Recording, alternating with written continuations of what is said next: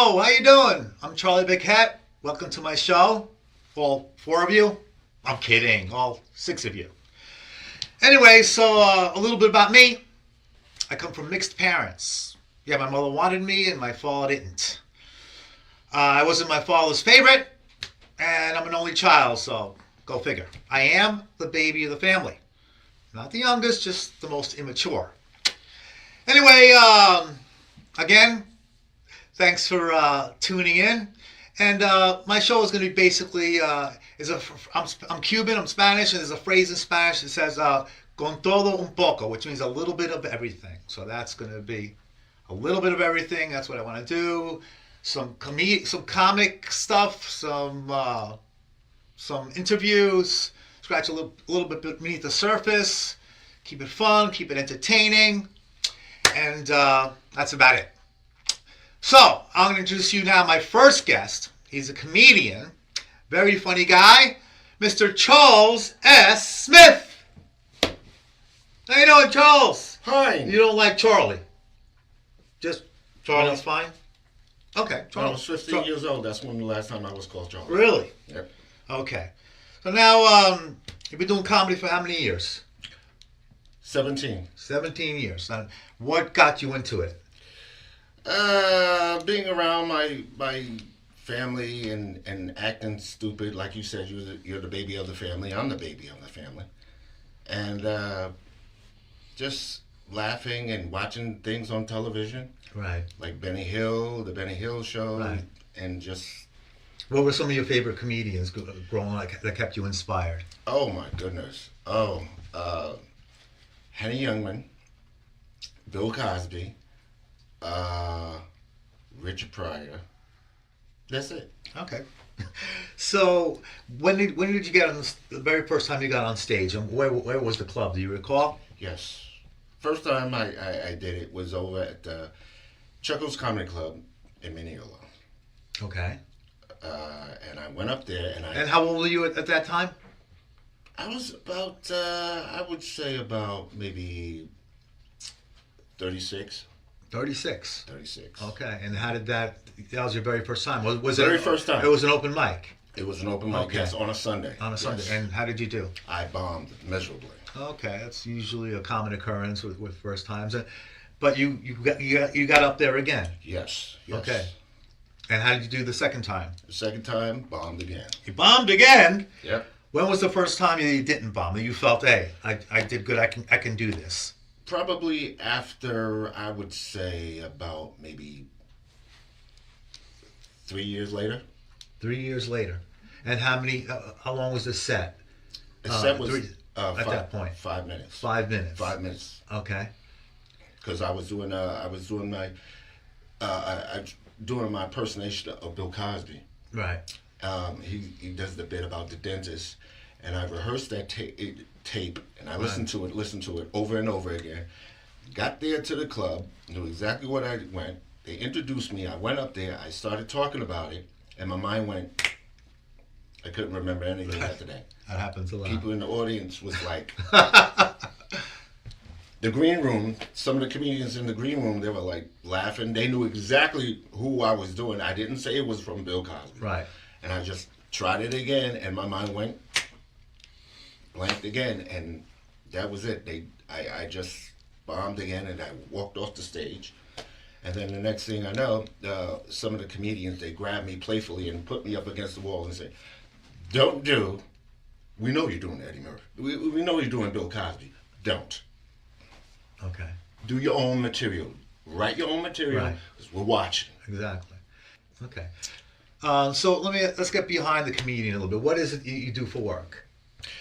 I work at the Long Island Marriott. Doing.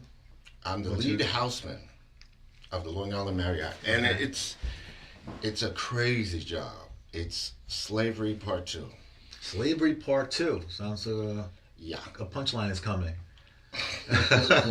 No, the punchline is going to be me walking away from that. Walking away from that. How long have you done that? I did that for about 6 years now. Wow. So, what do you call it? A bad day at stand-up is better than a good day at work. Yes. Is that what they say? Bingo. Bingo. Okay.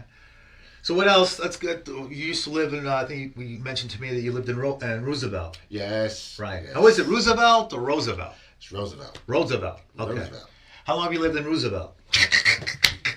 How long? So tell me, well, how many years? And you still live there? No. Okay. No. Okay. I got out of there. I live in Westbury now. Ah. Roosevelt was back in the day, back in the 70s. It was very nice. Very nice. Nice neighborhood. Okay. Nice people around. In the 70s. On the good side of Roosevelt. And the good side. Yes. There's still a good side and a bad side of Roosevelt, or yes. Okay. It's getting better every month.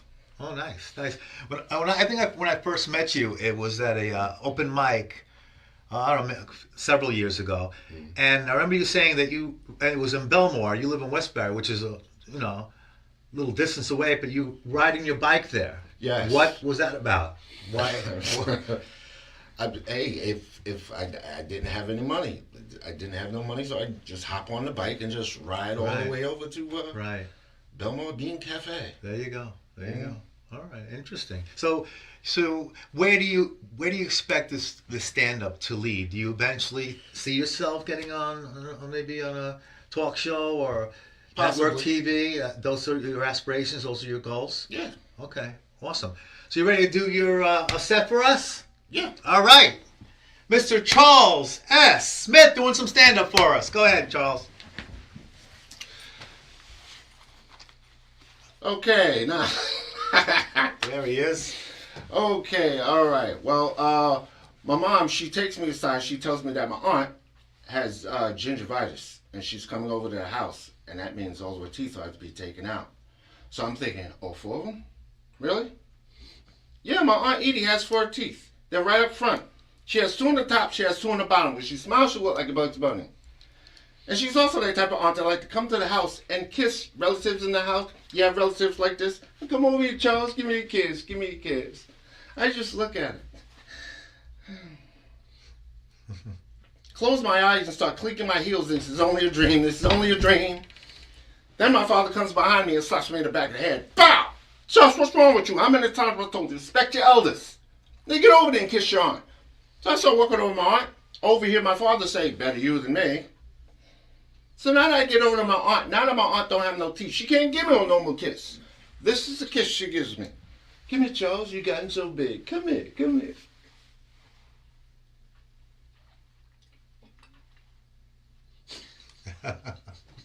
You could laugh.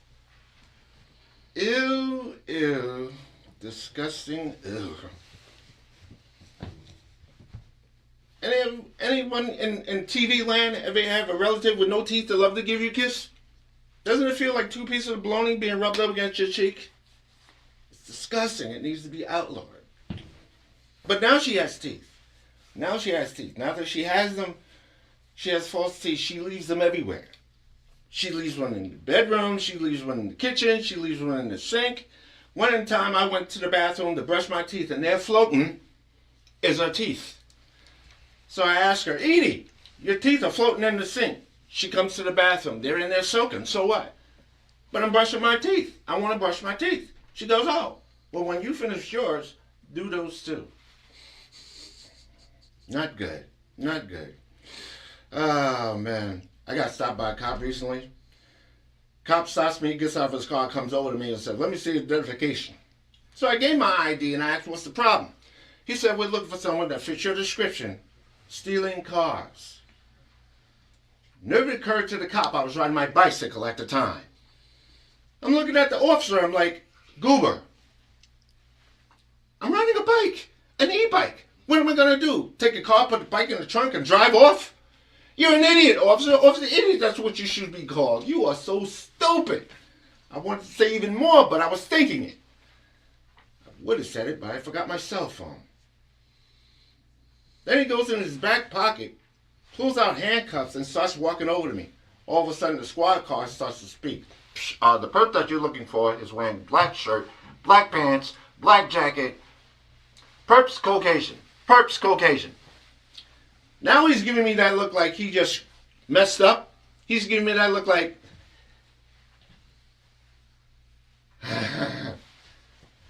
So, where you off to? I said, hey, well, I'm getting, I'm on my way to do the Charlie Baquet Show on Long Island. He's like, oh, you're a comedian? Yes. You're not going to talk about this, are you? I'm out. All right, Charles, wait, before you go, you're all set? All right, sit back down. So I want to ask you, I have a trials and tribulations segment. I want to know maybe what was a low point in your life and how you overcame it, and the high point of your life, and what keeps you going, what keeps you motivated, what gets you up in the morning. So first, what was a rough patch in your life?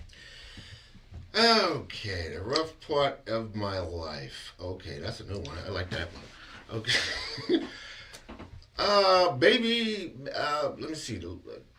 Losing jobs, 9-to-5 jobs for stupid things. And then When you say stupid things, give us an example of what you call stupid. stupid things as into getting in fights. You have getting in fights. You have a bad temper, or is it No, it's just the stupidness of people. the stupidness of people? People open up their mouth and they just put their foot in it, and it's just like annoying, and it just goes over and over until the point where it's like you got to say something to let them know that you had enough. And if it comes to fisticuffs, so be it. When was the last time? How old are you, if I may ask? Okay. You're not supposed to. Okay, don't ask that. So when was the last time you got into fisticuffs? Is this 58. something? You're 58. I'm When was the 58. last time you got into fisticuffs? Or a very violent exchange? Oh, a couple of years ago. Just a couple of years ago. Okay, and when you say a violent exchange, you fisticuffs, you punches were exchanged. Yeah. Okay, and is this something that you regret? If you look back and say No. you don't regret it. No. And what came of that? Did the police call? Was it something? No, No there police. was Could just no police calls. you settled it between you two. Well, it's more like 3. It was 3 of you. Yeah. You against 2, or No, just pretty much. But it was just he the person that I was swinging on Yes. just so happened to have one of his bodyguards with him, his best friend. His best friend.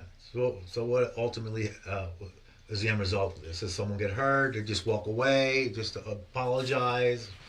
No apologies. No apologies, But I walked away. Okay. But a Okay. couple of years later, this particular person shows up again by himself.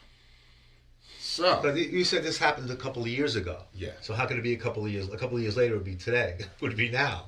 yes. So this happened recently then. yes. And what happened now? What happened? he didn't have He didn't have his bodyguard. So he was trying to kiss up. Hi, I'm so. I don't, and I was like, no. I know exactly who you are. I know exactly what you're about. Okay, so this bad temper that you have, is that something you've been trying to work on to try to or you feel No, if it's someone's deserving, they're gonna get your wrath, and that's No, it's. I'm more mature than Okay, that now. okay. It's like it's All more of. okay. So what's a high point in your life? What gets you up in the morning? What do you look forward to? Stand-up comedy. Stand-up That's it. comedies. Okay. And how often do you perform? I perform at least out of 31 days. I would say at least 25. All right, well, that's beautiful. That's a beautiful. I thing. need time off because All there's right. comics that will try Okay, to drive well, me crazy. I wish you luck, and keep maturing and keep performing and keep living life. And thank you for coming in today. Thank you. Thank you. Bye bye.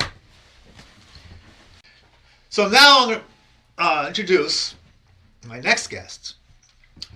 I actually met him at a poetry workshop many moons ago. Many moons ago. Many. Okay, I'll stop with the moons. Anyway, he's a good friend of mine, poet, doctor, retired educator who's impacted many lives, some for the better. My friend Greg Moglia. Come to this. Yep, any way you want. Here he comes. How are you? Nice to see you. Thank you for coming. Thank you for coming. If I don't fall over. All right. Oh, jeez. How many books you have published? Well, I got 4 published, and a 5th one I've got pretty well edited. I just have Okay. to get down to it. All right. So let's say someone wants to write a poem. What's the starting point? Do you need a muse? Do you need something tragic that happens to you?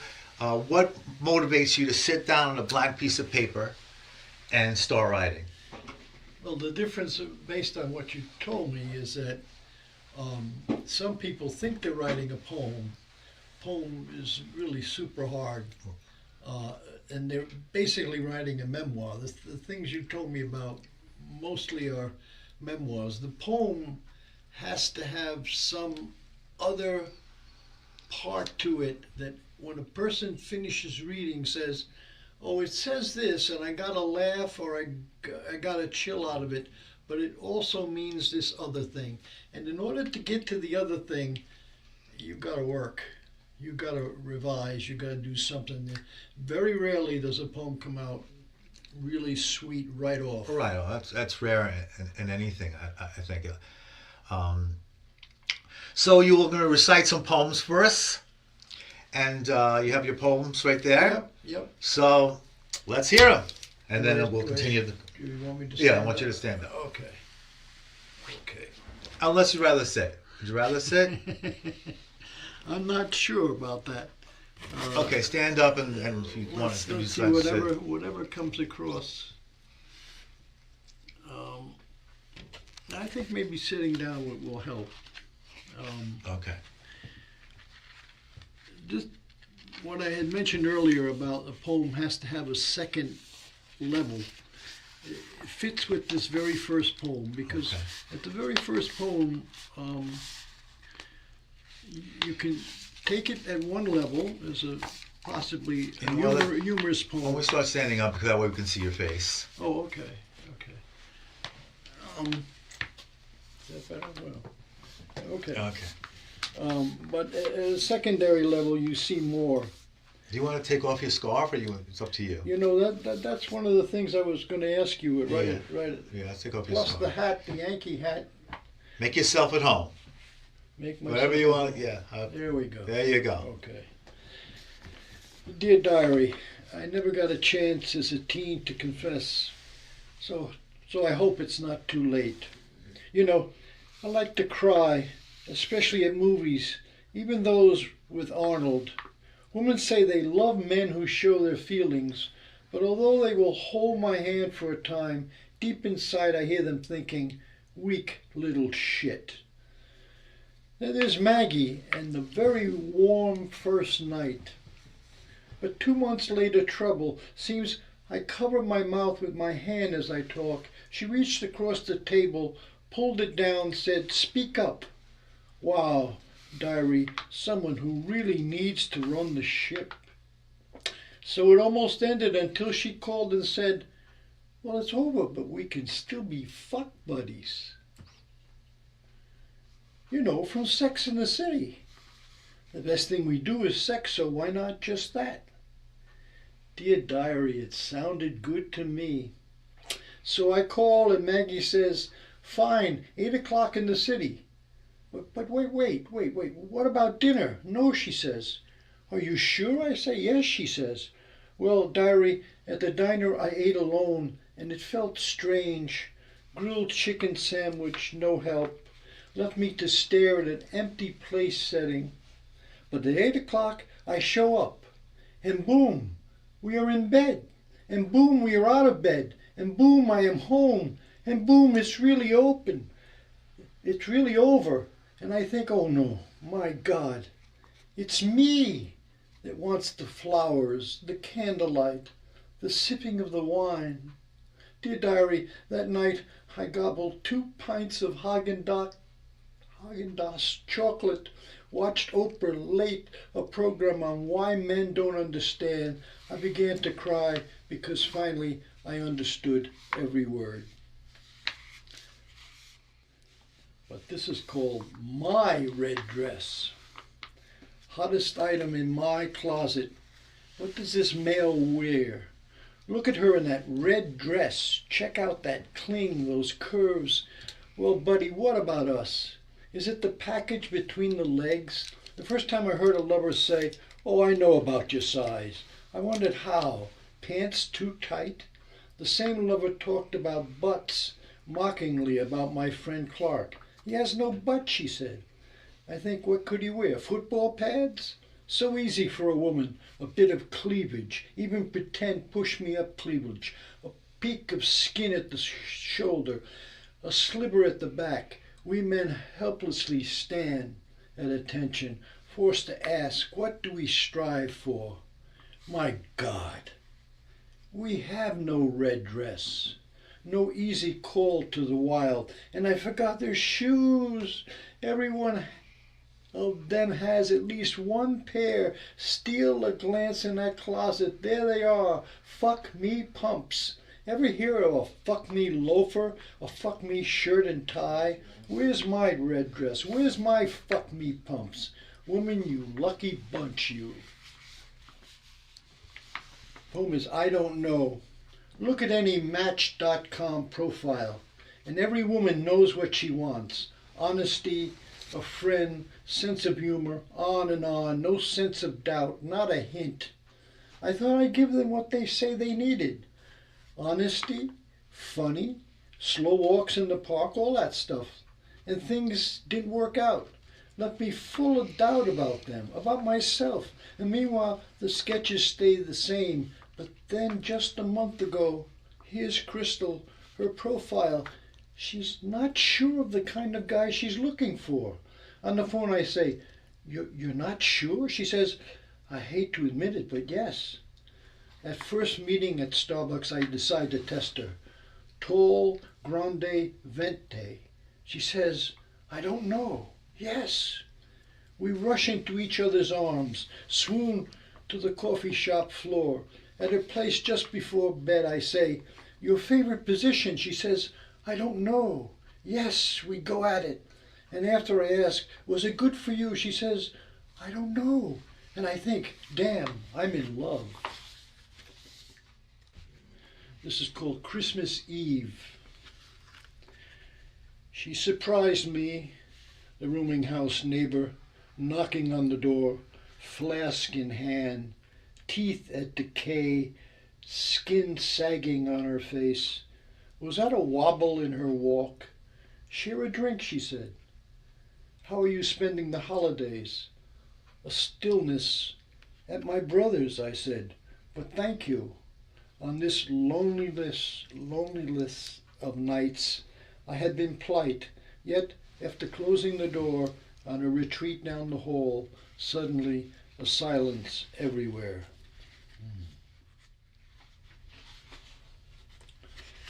And I finish with a little Yankee talk.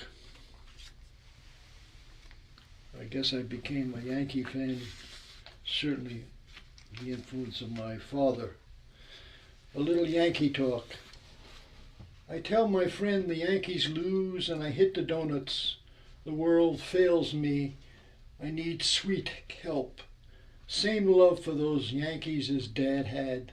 His journey into dementia, and we talk Yankees. Brought up close, brought us to a listen.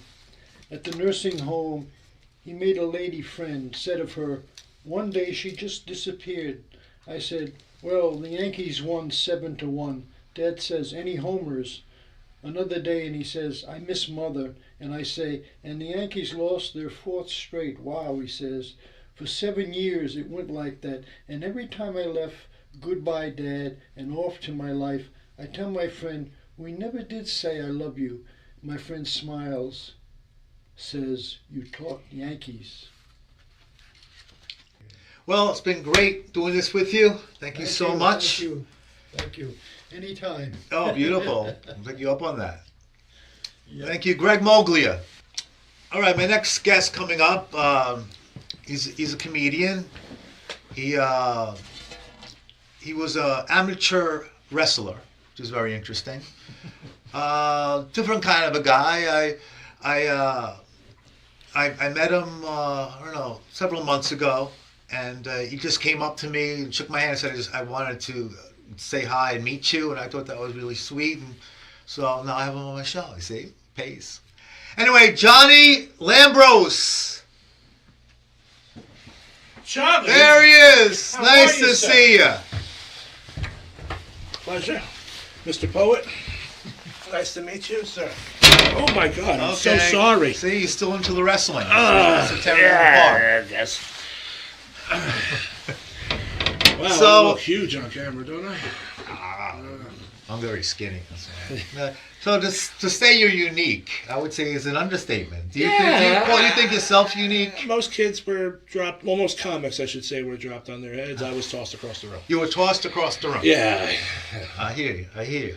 So you got into wrestling, and we Yes. spoke that you have like entertainment in your veins. Yes. And you love to entertain. Yeah. And somehow, some way, it led you to wrestling. Yeah. And tell us a little about that. Like you said, the wrestling you were doing was amateur. It's like the minor leagues compared to the major leagues. You were in the minor leagues. Oh, it's still pro wrestling. Amateur wrestling is what you see in high schools and colleges, and Okay. you know, it's complicated. But I can see why someone would think that the independent circuit on Long Island would be considered amateur. you know. Right. Yeah. No, but a lot of people say it's not real. I mean, and they say that it's it's fake, and it's just to put on. In fact, I'm kind of the guy that believes that. You guys are just phony, and don't hit me. No, but there is it's a production. It's go ahead. It is. Elaborate on that. It's predetermined entertainment. While it may be, quote unquote, not real, Okay. that doesn't mean what you see in the ring is not real. You Right. know, the guys who still do it today, and the guys who did it when I was in it, you know, they take risks and put their body in harm's way every single time. Absolutely. To put on a highly entertaining Right. physical performance. So There have been high-profile wrestlers who have been hurt Yes. badly. Some have been killed, right? Yeah. What are some of them have been killed? What was one of the guys? Owen Hart. Was there a guy with a crown? I forgot what his name was, but Owen Hart. Maybe it was Owen Hart. Owen Hart got killed. How did he get killed? He was doing an entrance to the ring. It didn't even happen during the match. It happened before the match. Okay. He was doing a superhero character, the Blue Blazer, I think was Right. what the name was. And part of the uniqueness of the character was while most wrestlers would come out through the curtain and walk down the aisleway, he would project down from the rafters by like one of those cables. Well, one night he projected down and the cable snapped while he was midair, and he fell and Wow. landed chest first on the turnbuckle pad, which is not soft by any means, and went into immediate cardiac arrest and died.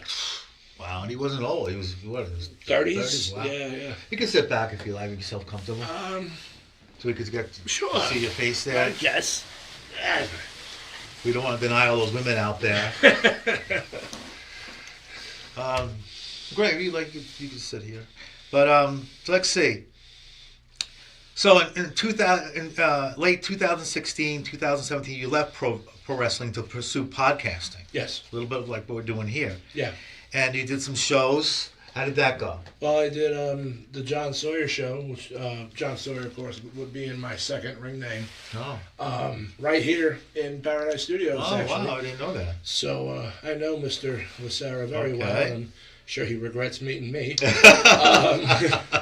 But yeah, I did the show here for about a year or so, maybe close to a year. And then I did some other podcasting ventures. But yeah, it wasn't that long, looking back at it. Probably about 3 years tops. Right. Yeah. And then did you miss that performing in front of people, live Yeah, in front of people? Yeah, that's why. Is that something you still miss? Is that something that, is there like an age where someone can't be doing this? It's like, can you be 60 years old and be are there pro wrestlers who are 60 years old? Are there older wrestlers? Yeah. There are. Well, Hulk Hogan is what now? He's in his 70s, but he doesn't wrestle anymore. Yeah. He's But more of a personality. Who's the guy that was the governor of Minnesota? Jesse Ventura? I heard he's looking to make a comeback. Not as a wrestler, more as like a commentator, Oh, like yeah. the ringside reporter guys, you know. Okay. Yeah, there is a limit. Father Time catches up to everybody, Yes. so there is a time where guys got to be smart enough to say, you know, enough's enough. Yeah. You know, I don't see the purpose of me getting back in there because, as I've told you in previous conversations, the dynamics of pro wrestling have changed. It used to be very much storytelling based and psychology based, and guys didn't have to do 5 million things to get a reaction from the crowd. You know, it was very simple but effective. Now you got guys doing jumps and dives and killing each other for no reason, and it's just Exactly. anyone out there who is a wrestling fan, you know, if you watch a tape from like early '90s compared to AEW today, you know, you'll know exactly what I mean. You'll see the dramatic difference. Right. Now you said, according to your bio here, you were diagnosed with high-functioning Asperger's syndrome at a young age, and a lifelong battle with depression and anxiety. Yes. You want to just go into that? What? Is that something you think you were born with, or is something that life brought on, like circumstances of life brought on? I don't know. Probably life brought on the whole depression thing. You know, I mean, I had a good childhood growing up. I'm not going to sit here and say I had it bad. Right. But I was different. You know, I was always a bit socially awkward. You know. Well, let's go into what Asperger's is. Asperger's is a social skill disorder. It makes you socially inept, you know, or socially awkward, as I would like to say. Okay. It messes up your ability to pick up on certain social cues, and it distorts your view on everything: the world, how things are going around you, how things are going, you know, everywhere. I had it worse, a lot worse when I was younger, but I like to think now, being 31 years old, that I've gotten a good control over it. You know, is there like medication for that? I honestly don't remember. Okay. There is therapy though. Yeah, therapy, which I've been through a lot of. So okay, great. Yeah, and on early March, early March 2019, you attempted suicide? Not going to dive into the details on that, but yes. Okay. So, how did you manage to overcome that? That's like a, you know, talk about valleys. I don't think it's much worse. As crazy as it sounds, that was the mental reset moment that I needed. Okay. Well, not that I intended on it happening. You know, I was just at a little point to where. Right. You know, is that like when they say when you hit rock bottom? Sometimes you need rock bottom. So you managed to crawl out of there and get your life back in order. Yeah, I'm trying to not make your audience miserable here. No, they're not. We've all had, like I said, the trials and tribulations. We've had issues. We've all had problems, especially in today's world. Yeah. It's easy to get down. It's easy to a little self-pity. Mm-hmm. But what's not easy is overcoming. Yes. And that's what I'm interested in. So you were able to overcome that. And there's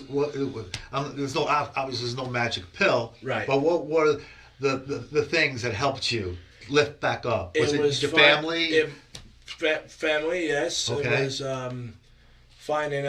learning on my own that despite being different, okay, I still have a purpose here. I still have people from being on this planet. I still have people in my life who care about me, you know, and God forbid I did successfully make that attempt, it would just screw them up and make things, more bad for them. Which is why I can safely say I will never be that low again with all the recovery. We spoke about this, like with an alcoholic, they can never go back to that one drink and set them back backwards. And as being at that low point, is there anything that you're afraid of that could send you back into that? No. So it's not the same thing. It's not like. Well, other people may view it differently. Okay. But I've acquired, not to sound like a wise ass, but I've acquired confidence. Okay. Through the, as I call the recovery process, from getting over, that stump. You So- know, I still have my moments every now and then, Yeah. but nothing as Oh, yeah. bad as it was. Everybody has them, but Yeah. all right. So, what's your high point? What gets you up in the morning? What do you look forward to? What puts a smile on your face? Life. Life, and specifically because we spoke about this, stand-up comedy. Yes. All right, Yes. and when you stand up, I mean, you stand up. And what made you decide to? I think we mentioned you started at an open mic. Yeah, so I had signed up for an amateur night at McGuire's Okay. Comedy Club, and because everyone who I was asking people beforehand, like, I'm sure you heard of Vic DiPotetto. Yes. You know, I went to see him live at Gulf in Levittown and asked him afterwards, how do I get into this? And everybody I talked to said, He should drive a school bus. yes, You know, yes. He's another success story. Yeah, you know? yes, exactly. But guys like him, guys like I can't remember who else. I So talked to. when you got, But they all would. Sorry to interrupt you. That's all right. They would all tell me, just go to amateur nights. You know, just try out amateur nights. absolutely. And I told myself pretty much, I'm not getting any younger. Might as well give it a shot. Because you ask everyone who knows me from dating back to when I was in school, you know, they'll all tell you he's funny. He should be a comic. He should be a comic. You know, not making that up. So I figured, might as well give it a shot. You know, but when it came the night of, I approached it with a very realistic expectation. You know, like a lot of comics get into the business, you know, especially younger comics who don't know how the industry works. They enter it with a sense of naiveness and this big delusions of grandeur, like they're going to be the next Kevin Hart in 2 weeks, you know. I went in thinking to myself that I'm going to let the audience be the deciding factor as to how I approach this. If I went up, said a joke, and barely got any reaction, then I would have told myself, okay, this is a bucket list thing. I tried it, and then I probably would have ended up back in the ring, you know, months later. Luckily enough for me, they did like what I had to say, and I did get a decent reaction, but it wasn't until I got off stage and went back to where the other comics were, and they all, you know, shook my hand and said, congratulations, good job, that I felt a sense of belonging that I hadn't felt in quite some time. And that's when I told myself, you know what, I can do this. And I've been going to my own pace ever since. Wow, that's awesome. So the Asperger's thing, the social problems, that didn't affect you? That didn't keep you? How did that's I find fascinating, because you standing in front of a lot of people who are judging you. Yeah. And you were able to just like overcome that. Yeah. But just by being positive, by saying I can do this. Of course. I mean, I may come off like a grouchy New Yorker on stage, but that's just for the act. Yeah. You know, in reality, I'm just, you know, I take everything No, one step at a time. you've done a couple of my shows, and you're very funny, and the crowd really enjoyed your set. So I definitely kudos to you for all that you've overcome, and Thank you. and life is about overcoming, and it never stops. We're always overcoming something so that's an amazing story. You know, I'm happy to hear it and happy to meet you, and we have a show tonight. Yes. So I'm looking forward to hearing your set. Yes. All right, Johnny. Thank you so much. Thank you, sir. Thank you. I hope everybody's enjoying the show. We'll be right back. Hello, I'm Charlie. How are you? Hi, Charlie. How are you? So do you mind if I videotape you for a few minutes? Here we are. Oh. Look at this beautiful puppy. What's his name? Her name? Her name is Susie. Susie. Hi, Susie. Oh my God, how cute. Hi, Susie. Wow, you are adorable. And she got her the necklace. Is it a pure Chihuahua? No, it's a Chiweenie. Chihuahua? Chiweenie. What's that? Half Winter Cinto and then half Chihuahua. Oh, cool. Or Dachshund, I should say. Oh, yeah, wow. So I'm going to sit here. Again, I'm at the river walk. You're not going to bite. Okay, I'm not afraid. I live in New York. There's very little I'm afraid of. So, in San Antonio, you like to live here, but it gets very hot. I love the city. You love the city. I think you were saying people Not so much. people are mean. Yeah. But people not so much. Very, So how do you mean that? That people not... if you're not from here, they really treat you like shit. Really? I think that's the way it is all over. I've tried to get at least friends with them, and some of them are just really cold-hearted. Disrespectful, right? They're just to themselves. They don't really want to. It's not that they're just to themselves. It's just it's like there's a world within a world in this place. Right. Now, do you live in a place, or you just you homeless? I'm homeless. What's that? I'm homeless. You're homeless. And how do you manage to survive being homeless around here? I mean, especially being people are mean. I would say that it makes it even more difficult. It is more difficult. They won't let you panhandle. They won't let you do nothing. I can even make crafts that they won't even let you sell them because there's people that just block you left and right. Right. So then how do you manage to live? If you can't even panhandle or make anything or sell anything? Trash. What's that? Just going through the trash. Yeah. Now, how long have you been doing this? Going through the trash and stuff? Close to 20 years. 20 years. And what led you to this? I'm sure you weren't always going through the trash. Just what? Depression. Yeah. And you take any meds for that, or you can afford the meds, or you tried and it didn't work? I can afford them. It's a part of my life. It's who you are. That's how you're wired. I had a dream job. Yeah, but you had a dream job. I had it for 9 years. And what dream job was that? I worked in an art gallery, actually. Where? An art gallery. Art gallery. Oh. So just what? Showing off, just showing the art, or you artist yourself? I would frame artwork. I would restore it. Even the frame itself, it was nicked or cut. I would restore it to its original, glory. But they taught me how to link colors. They taught me a lot of things. Yeah. I already knew how to cut stained glass by that time. I learned that in New Orleans. But so how did it all go crashing down? What happened that you stopped doing that? I got a groin injury. A groin injury, and those usually take up to 6 months to heal. Yeah. So you couldn't get help or assistance to help you? No, the thing is, my boss replaced me within a week.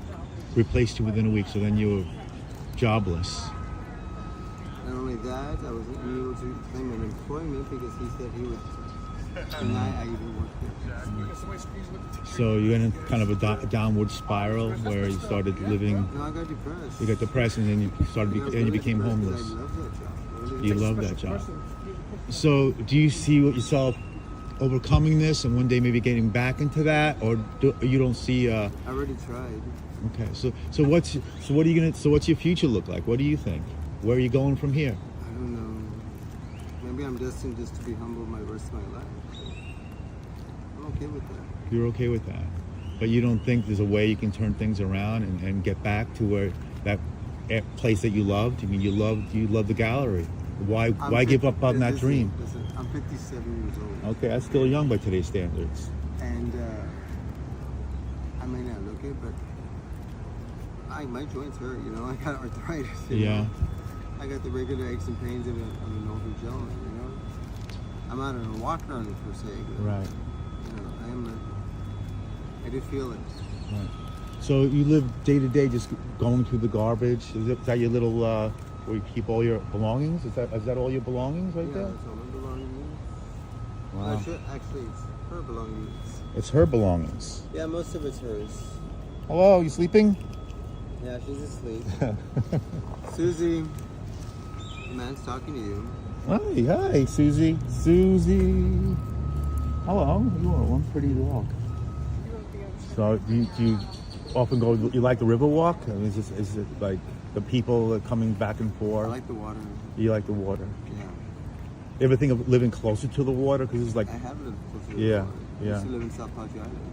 Oh wow, that's high class over there, right? Yeah, well, I used to work on the island. I used to work there. Yeah. And I've done a lot of different jobs in my life. A lot of them.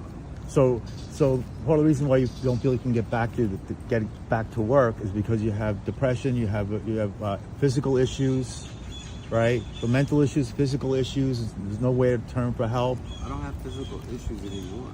I think you have arthritis, though. You mentioned. Arthritis It's not that. It's not. That's something you complain about. Okay. Oh, It's that's not the okay. way I was It's not raised. Okay. It's not debilitating, but it's a nuisance. Yeah, as long as it doesn't. So the major thing with you is depression. You mentioned depression. Yeah, I sometimes get depressed. I worry about too many people that don't worry about me. There you go. That's the problem. Common. I'm too busy trying to help people. So even though in this state of homelessness, you still try to help people when you can. Yeah. That's the way I was raised. Right. Exactly.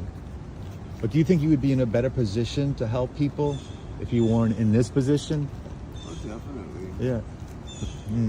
Could that be These could that be numbskulls don't motivation see for you that to? way.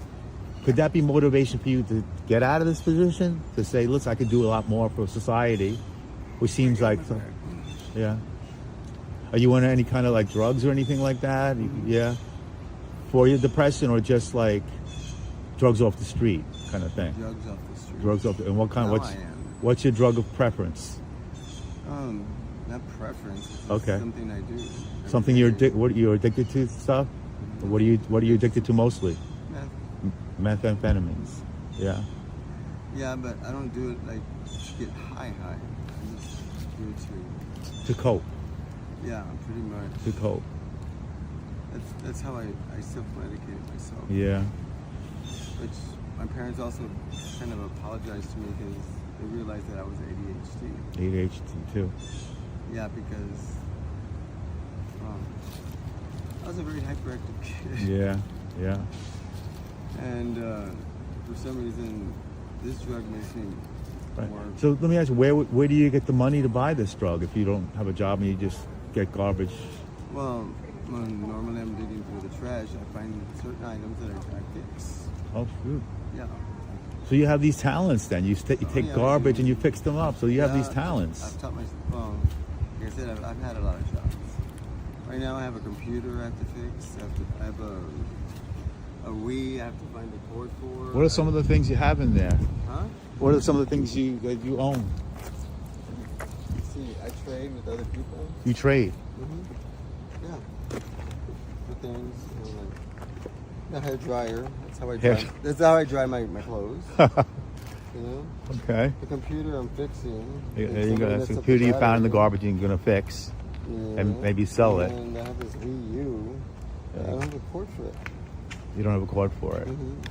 Yeah. And And as far as food, what do you do for food? I also have a Bluetooth speaker that I'm still fixing. Oh, there you go. Yeah. And what do you have? Food, there's resources for that. There's resources. Yeah, and there's people that always give me food. Right. You know, regular people that know me. Right. So that stuff you hold in your hand now, what is that? These are beads. Just beads. What are Yeah, they- somebody gave them to, like I said, somebody gave them to me. Right. They gave them to me this morning, Gave them to you this morning. and yeah, they have like little holes in them. But I think they're defective because they only have holes on one side, not the other. Ah. You were gonna make like a necklace out of that. Maybe try to sell I that. was gonna try. Yeah. I was gonna try to make a necklace and yeah, sell them. Wow. But that's why I was grabbing that wire. It's stainless steel. Ah, wire. It's there you aluminum. go. Also have aluminum on there. And then you want to make a necklace with that wire. That way, aluminum or stainless steel, they don't stain you. Right. Right. It'll be a cheap necklace, but it'll still look nice. Yeah. Doesn't have to be nice. Doesn't have to be a perfect. Right. So where do you see yourself 5-10 years from now? Not doing the same thing, right? I don't see myself at all. You don't see yourself at all. I don't. You don't see a future. I don't see my future. That's sad because you. I can imagine other people's futures, I But just not can't your imagine own. My own. Wow. I just live one day at a time. All right. And you have no way to get in touch with you. You have no ID. You have no phone. You have no place you're living. I hardly ever speak to my mom, my kids, my nephew. You have kids. Yeah. How many kids do you have? I have 3. And they don't reach out to you, or they don't. Have they tried to help? They try. But they didn't. I don't let them. And now you don't even accept their help. I don't want them to see me as well. You don't want to see them to see you like this. That's so sad. I wish there was something I could do. Well, Yeah. this is a puzzle I have to figure out. All right. I hope you figure it out. There's still time. There's still hope. There's still time. You believe in God. If you have any proof, that would be great. You have a religion, Yes. and you believe in I God. have my own personal relationship with God. And what does God say? What is God? God gets after me a lot. He gets after you to change your ways, but still. No, well, he more like. So do you think the biggest roadblock for you right now is the drugs, is the meth?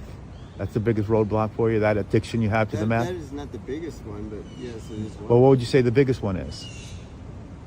Just people in general? It's just me. People just mean. It's me. Oh, it's you. Okay. I'm the biggest. You're the biggest. Problem. Yeah. That's not uncommon. Yeah. That's not uncommon. I know it's me because I know I'm not well in the head. I tried going to their hospitals and taking their pills, but I'm not the same person. I feel like a robot. I can barely, the person who's me is gone. Right. That's very sad, you know. And my family didn't like the person. Okay. They made me into them. Yeah. I just quit Yeah. Well, because it broke my heart, you know. that's so sad. I Half hope my family missed me, and I'm right there, you know. you're right here. Do they know where you are? So they know how they could reach out to you, but I'm the oldest in my family, you're the oldest. and I Well, there's a- fight for them to even. But there's always hope. No, there's They always visit hope. me once in a great while, but that's about it. All right. Well, My brothers suck as brothers, for one thing. My sister died. your sister And died. They did not even tell me till 3 weeks. They didn't even tell until it was afterwards. Well, My mother has Parkinson's, yeah, and she's coming to the end of that too. yeah. Well, do you have a last? You have a last name? Is Marty? Do you use a I last have name? several last There's names. several last names. How did that happen? Adoption. Adoption. I was adopted, and my real father, who really had no choice in the matter because he was in jail. I was adopted when my father was in jail, and he didn't even know about it. He didn't even know I existed. Well. All right. Thanks so much. I enjoyed meeting you and talking to you. I pray that things turn around for you and that somehow, some way, you find God and God finds you. No, I found God. Yeah. God found me. Okay. He even sends me messages. He sends you what kind of message does he send? What was the One last time message? I- What was the last message this God close to sent? losing my faith and just chunking it all, and someone just ran across the street. They told me, God told me to give you a message. He says, I'm still here. I'm still right next to you. There you I'm go. still walking with you. There you go. And Okay. he told me that don't give up. That's it. That's Don't it. give up on me. Don't give up on us. And then That's it. by that time, I Don't. was crying my ass off. Yeah. Don't give up, man. Don't give up. There's always hope. And You never this know. was a stranger, a man that I never met before. There you go. So not all, and not everybody's bad. Not everybody's mean. There are good. There are good God people in renewed there. my faith in Seek God. the good people because they are out there. You know. No, Okay. I met one for sure. Okay. She comes and looks for me, and she takes me to when she goes to clean her one of her condos. She Yeah. lets me bathe there. What cleans it up? She lets me bathe and freshen up, and she gives me food. Yep. And that's so adorable. Yep. No, there are a lot of good people. Go find I figure them. that's something a daughter And- would do, you know? Yeah, and do the best to get out of this, and I wish you well. Okay. Yeah. Thank you. So I'm going to end up with a poem that I wrote. Should I stand up? Okay, so I'm going to do a poem. It's called, there you go, Oh Mother. My mother, who was 88, last night was 12, making a fuss, refusing her bath. By morning, 88 again, complaining of every ache. It wears you thin when your mother acts 12, but it's 88. Patience must prevail. To stay sane, you keep in mind you were a handful once and hardly a complaint. But even that wears away when you're told by a 12-year-old where you can go if you don't come when she calls. So I sigh and try to cope and think of how it'll be when I'm 88 and behave like I'm 12, like I'm doing right now. Thank you, everybody.